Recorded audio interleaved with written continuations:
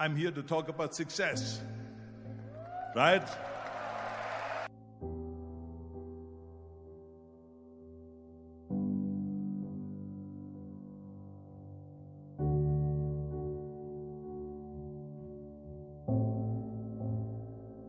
The first rule of success is to have a vision.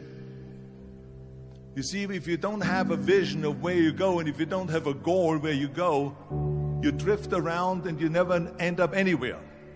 It's like you can have the best ship in the world, you can have the best airplane in the world. If the pilot or the captain doesn't know where to go, it would just drift around. It would not end up anywhere, or most likely in the wrong place.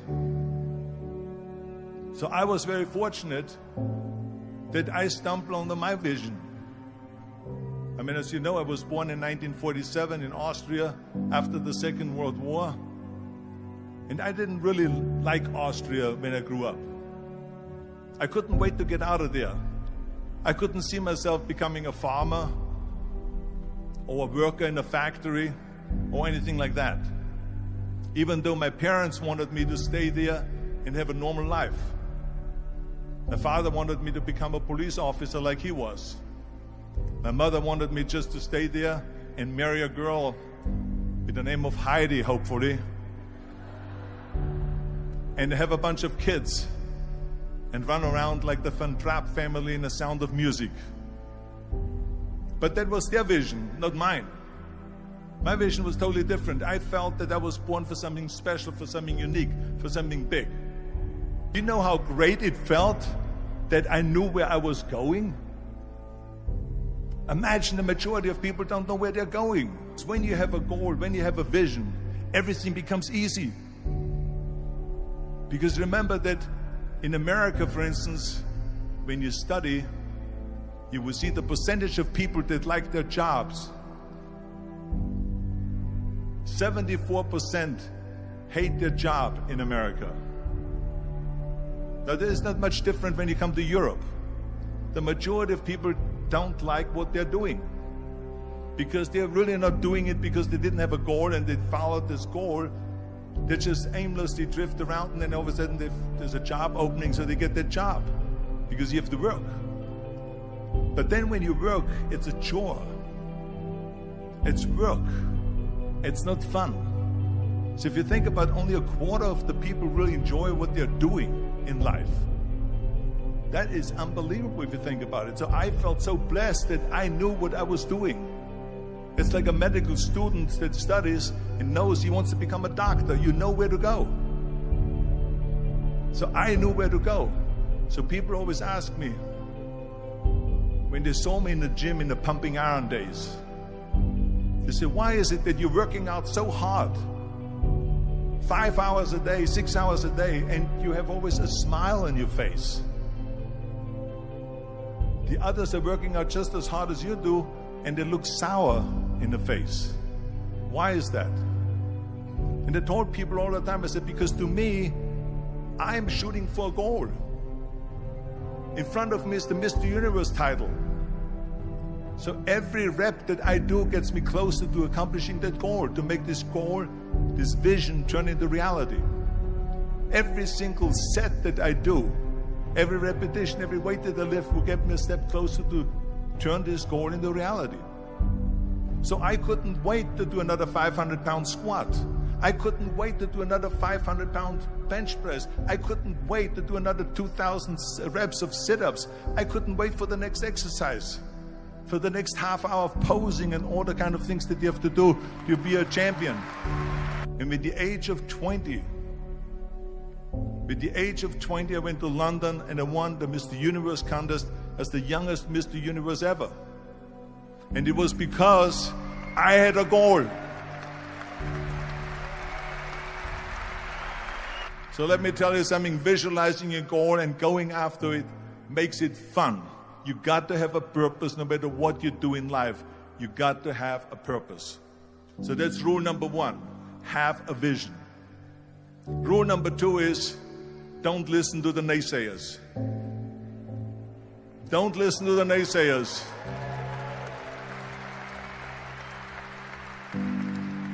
Everything I ever did, the thing that I heard out of people's mouth was, that's impossible. that can't be done or no. So whenever someone said to me, it can't be done, I heard it can be done. When they said no, I heard yes. And when they said it's impossible, I heard it is possible. I'm a strong believer of what Nelson Mandela said, that everything is always impossible until someone does it. Well, I'm going to be the one, I said to myself, I'm going to do it and I'm going to show it to them. Maybe it has never been done before. That's perfectly fine with me. But I'm going to do it. And I did not listen to the naysayers. The next thing, the third point that I'm going to make to you is, before we sit down with Jürgen and talk about the rest of the three, is work your ass off. There is no magic pill. There is no magic out there. You cannot get around. You have to work and work and work. And it drives me crazy when people say they don't have enough time to go to the gym for 45 minutes a day and work out. Or to do something for 45 minutes to an hour a day to improve. If it is physically improve or if it is mentally to improve. Imagine you read 1 hour a day about history. How much you will learn after 365 hours in 1 year. Think about if you study about the history of musicians, of composers, how much you would know. Imagine if you would work on a business, on some business that you want to develop every day for an hour. Imagine how further along you will go and get. So it drives me nuts because when people say we don't have the time, we have 24 hours a day. We sleep 6 hours a day, so that gives you still 18 hours. So there's someone shaking their head out here in front. They say probably, I don't sleep 6 hours, I sleep 8 hours, right? Or just sleep faster.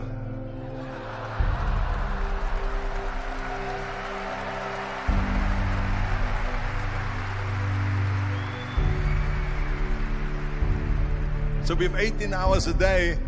The average person works around 8 to 10 hours. So let's assume it's 10 hours, so we have 8 hours left. Then you travel around an hour a day, maybe 2 hours a day. So now you have still 6 hours left. So what do you do with these 6 hours? What do you do with these 6 hours? Then we eat a little bit, then we schmooze a little bit, talk a little bit to people and all that stuff. But you can see how much time there is available if you organize your day. So you got to work hard. I mean, let me tell you something. When I went to America, I went to college. I went and worked out 5 hours a day. And I was working on construction. Because in those days in bodybuilding, there was no money. I didn't have the money for food supplements or anything. So I had to go to work. So I worked on construction. I went to college. I worked out in the gym, and at night from 8 o'clock at night to 12 midnight, I went to acting class 4 times a week. So I did all of that. There was not one single minute that I wasted. I became very friendly with Muhammad Ali in the 70s. And Muhammad Ali worked his butt off. And I saw it firsthand. And I remember that there was a sports writer that was there in the gym when he was working out and he was doing sit-ups. And they asked him, how many sit-ups do you do? And he said, I don't start counting until it hurts. Now think about that. He doesn't start counting his sit-ups until he feels pain. That's when he starts counting. That is working hard. And so you can't get around the hard work. It doesn't matter who it is. As a matter of fact, I believe what Ted Turner said. Work like hell and advertise.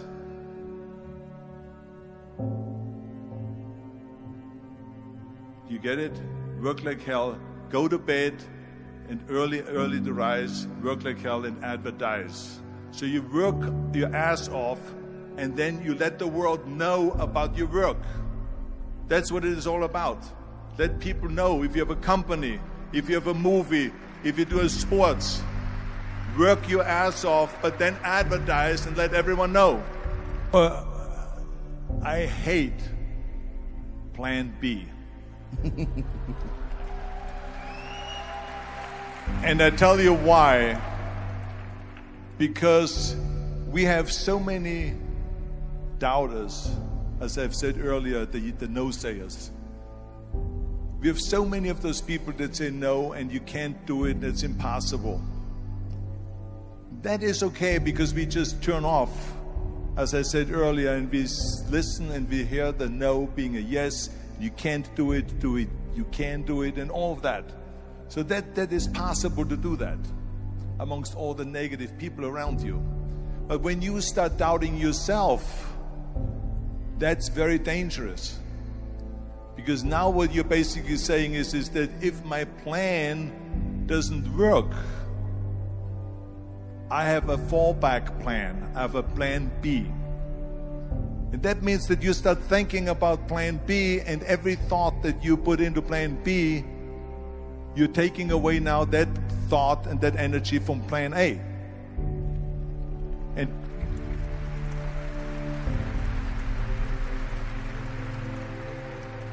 And it's very important to understand that we function better if there is no safety net, because plan B becomes a safety net. It says that if I fail, then I fall and I get picked up and I have something else there that will protect me. And that's not good, because people perform better when there's no safety net. People perform better in sports and everything else if you don't have a plan B. To me, it is very dangerous to have a plan B, because you're cutting yourself off from the chance of really succeeding. And the reason, one of the main reasons why people want to have a plan B is because they are worried about failing. What is if I fail, then I don't have anything else? Well, let me tell you something. Don't be afraid of failing, because there's nothing wrong with failing. You have to fail in order to climb that ladder. There's no one that doesn't fail. We all fail. It's okay.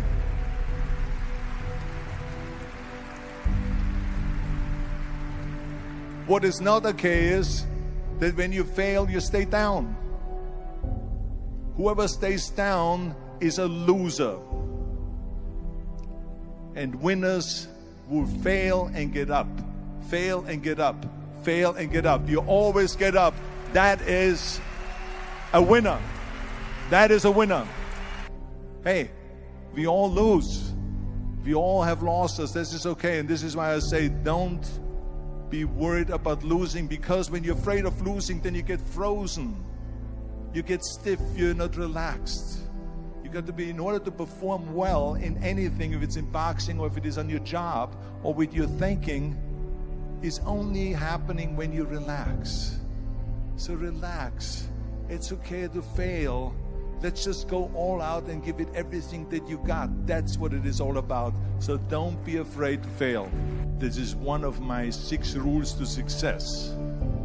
You can only feel complete as a person if you think about what can you do for your